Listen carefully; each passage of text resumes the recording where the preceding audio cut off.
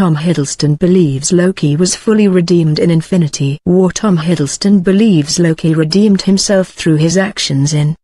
While the MCU has been criticized in the past for the lameness of some of its villains, Loki has been commonly cited as one of the most well-developed characters in the franchise. He's had a complete narrative arc, evolving from the main antagonist of Thor to becoming something of a lovable anti-hero in later entries.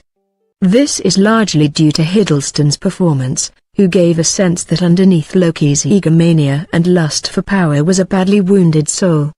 This is why fans have been willing to forgive some evil actions on the character's part, like stabbing Agent Coulson or his role in the TOWIE attack on New York in the Avengers. The character's journey was supposed to end with Thor, the Dark World, with Loki's fake demise scene originally intended to be a real death.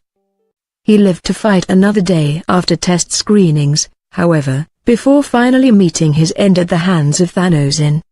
Despite this, several fan theories have cropped up suggesting Loki didn't actually die, and while plot details have yet to be revealed, the character will return in some form for a TV show on Disney's new streaming service.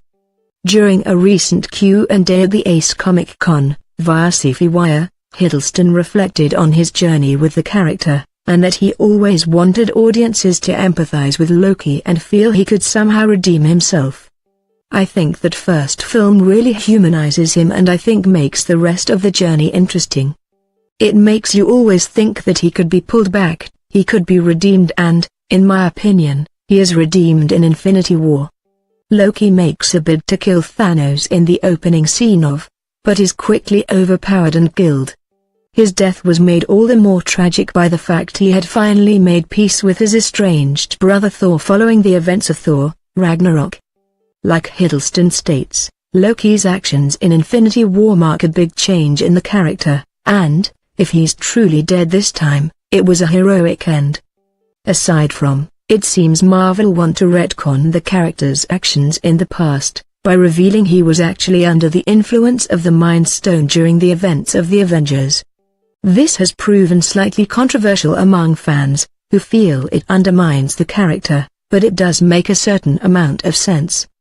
In his other appearances, Loki is more of a power-hungry trickster, but the Avengers is the only time his actions could truly be considered evil, which might be explained by the corrupting influence of the Mind Stone. Source: Ace Comic Con, via TOWIE.